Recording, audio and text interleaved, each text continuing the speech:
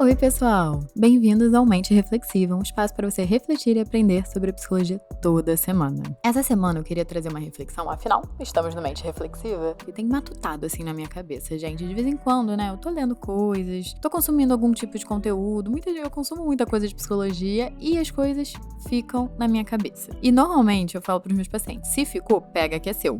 Porque normalmente o que ocupa mais nosso tempo, né, ou a gente fica pensando, remoendo, é porque tem alguma coisa ali que tocou em algo que pode estar mal resolvido entre a gente, ou algo que a gente tá precisando refletir ou pensar sobre. E aí eu quero trazer uma coisa que ficou na minha cabeça nas últimas semanas. Eu tava vendo uma série na Netflix, pra vocês terem noção. Eu adoro ver documentários. Eu tava vendo uma série que eu gostava de ver, que se chama Explicando, não sei se alguém aqui conhece. E tem várias temporadas, tem várias minisséries. A proposta dessa série é explicar algum conceito. E, gente, são dos mais diversos conceitos que vocês podem imaginar. Mais ou menos em 20, 30 minutos de episódio. E eles, obviamente, escolhem, não, um viés de explicar um tema. E eu acho muito legal, porque assim, eu aprendo sobre várias coisas diferentes que eu não sabia e eu tenho essa certa curiosidade de saber como as coisas funcionam, por que as coisas são do jeito que são. Normalmente existe uma perspectiva histórica, né, pra explicar onde a gente tá. Então eu acho que a série traz isso de uma forma muito legal e muito simples, muito prática. E aí, um dos episódios que eu estava vendo é da terceira temporada e se chama Tempo. Tempo, gente, tipo de relógio, assim, tempo de passar. Então, é um episódio que vai falar um pouco sobre a noção de tempo. Isso eu achei muito interessante, assim, porque o episódio ele traz, assim, o tempo numa perspectiva, assim, um pouco biológica, física, histórica, filosófica. É muito interessante, assim. A parte de física e filosófica eu acho que eu não vou trazer tanto assim pra vocês. Mas uma das coisas que eles trazem, que eu acho muito interessante, é quanto a gente acha que o tempo dura, de fato, né? Então, o episódio já começa introduzindo que os dias duram muito na infância. E quando a gente é adolescente, a gente sente que a gente vive uma vida inteira, muitas vezes, numas férias. Tipo assim, sabe? Tanta coisa aconteceu, sei lá, fiquei 2 meses de férias. Os 20 anos, eles são longos. E de fato, gente, foram anos longos. Mas aí, de repente, você tem 40. E aí o tempo começa a passar mais rápido, né? E o que eles vão trazendo, né, ao longo de todo o episódio, né?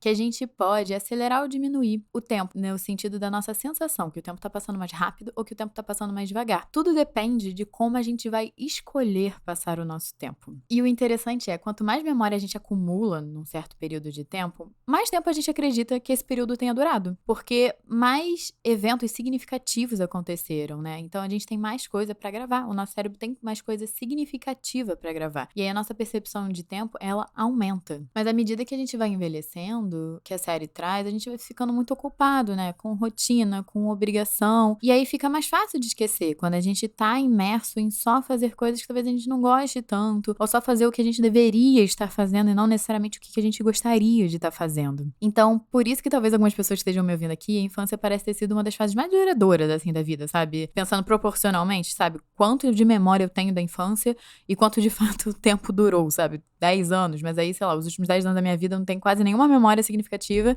e a minha infância tem várias. E isso talvez se dê pelo fato de quando a gente é criança, né? A gente aprende novas habilidades, a gente tá aprendendo a socializar, a brincar, a gente recebe muito conhecimento novo da escola, né? A gente tá entendendo como o mundo funciona. Então, essa percepção de que o tempo pode estar se movendo mais rápido ou mais devagar tem algo a ver em como a gente percebe o tempo mesmo, né? Eu acho que é essa conclusão que eu tirei do episódio. O episódio vai te dando várias informações e depois vai te guiando para uma conclusão final, que eu acho muito legal. Então, as crianças, elas também são pessoas que percebem tudo, né? Elas são muito presentes. Até porque não necessariamente elas são muito preocupadas. Então, esse processo que você tá vivendo cada momento, no momento presente, dá a sensação que você tá vivendo um período mais longo, que desacelera o tempo. E isso foi uma das coisas que ficou pra mim, né? No sentido de onde tá a minha cabeça, né? Porque as últimas semanas eu tô sentindo que eu tô sem tempo. E eu acho que foi aí que bateu pra mim. Eu tava me sentindo muito ocupada, trabalhando muito. E eu tava com uma sensação, nossa, o ano daqui a pouco vai acabar e o que eu tô fazendo? E esse episódio chegou assim como um momento de vamos refletir com o que você tá ocupando o seu tempo? E me deu uma boa reflexão de momentos significativos fazem diferença, né? A gente tá fazendo o que a gente gosta, a gente tá com pessoas que a gente ama, aumenta a nossa sensação de que o tempo tá valendo a pena e que o tempo tá indo mais devagar. devagar. Isso é muito interessante porque isso também bate muito com as abordagens que eu estudo como psicóloga, que uma delas é a terapia de aceitação e compromisso, que tem muito esse viés de vamos ficar no momento presente, né? O que é que tá acontecendo agora? Até parte do tratamento de ansiedade, né? O que é que tá acontecendo agora? Eu sei que você pode estar pensando no que aconteceu lá atrás, ou remoendo coisa,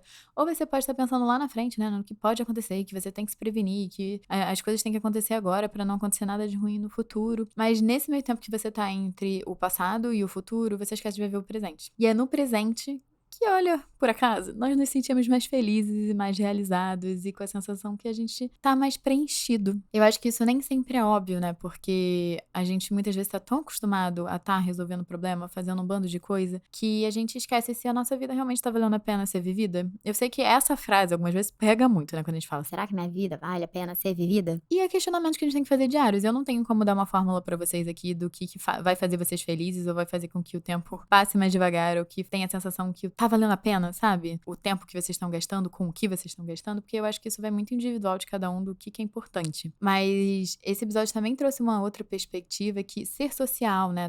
Tá socializando, tá com pessoas que você ama, pessoas que são realmente importantes pra você, que você se sente conectado. E estar na natureza podem fazer o tempo voar, né? Sabe essa sensação de que você emerge ali e daqui a pouco você vai ver, nossa, passou horas, passou 2 horas. É mais ou menos isso. E eles juntam essa análise com uma perspectiva que se fizeram no Covid, né? Que no Covid, como a gente estava muito isolado na pandemia, a gente perdeu muitos eventos marcantes da nossa vida, né? Eventos que ajudam a nossa percepção de tempo, que muitas vezes a gente tá junto com pessoas, gente. Tipo, aniversários, ano novo, datas comemorativas no geral, podem ser religiosas ou não, mas elas fazem marcos. E elas também são quando a gente tá socializando. Até o nível de satisfação social que a gente tem tá relacionado a viver uma vida longa. E uma vida que vale a pena, uma vida até com menos doenças, assim. Se vocês quiserem, eu não vou adentrar nisso nesse episódio, mas se vocês quiserem aprofundar, né, o que faz a gente viver mais satisfeito, tem um livro que se chama Uma Boa Vida, Como Viver com Mais Significado e Realização, que ele foi feito por 2 pesquisadores de Harvard, que existe uma pesquisa enorme de Harvard, assim, desde que eles pegaram, assim, pessoas, desde que são novas, assim, desde que estavam na faculdade, até o final da vida delas, e eles foram estudando quais foram as variáveis que fizeram as pessoas terem menos doenças, se sentirem mais felizes, quais foram as escolhas de vida, será que isso está relacionado, né, a dinheiro ou não, ou status socioeconômico ou não. E o que eles descobriram é que as pessoas que eram mais realizadas e mais felizes ao longo da vida eram pessoas que tinham uma comunidade, eram pessoas que eram mais conectadas com os outros. E não é do tipo, você tem relacionamentos perfeitos. Não, mas se você tá sozinho, se você precisar de ajuda, você sabe que tem pessoas ali pra cuidar de você, que estão ali por você. Então, dizia muito sobre a qualidade das relações que a gente tem. Então, essa pesquisa que fizeram, né, sobre a nossa sensação de tempo, sobre o tempo a gente gastar com coisas que valem mais a pena, junto com a qualidade das nossas relações, eu acho que é sobre essa reflexão que eu quero trazer hoje, né? Enquanto eu tava pensando que o tempo tava passando rápido e tudo mais, eu fui refletindo na minha vida que muitas vezes eu abria mão de sair ou de estar fazendo hobbies para, por exemplo, estar trabalhando. E eu acho que tem momentos na vida pra gente não idealizar que a gente precisa focar em algumas áreas. É um momento que eu decidi focar nessa área na minha vida, conscientemente escolhi. Mas uma coisa que eu sempre tomo cuidado é pra não abdicar totalmente, ou pra tentar monitorar, porque a vida acontece agora, né, gente? Outro livro que eu também vou deixar de indicação.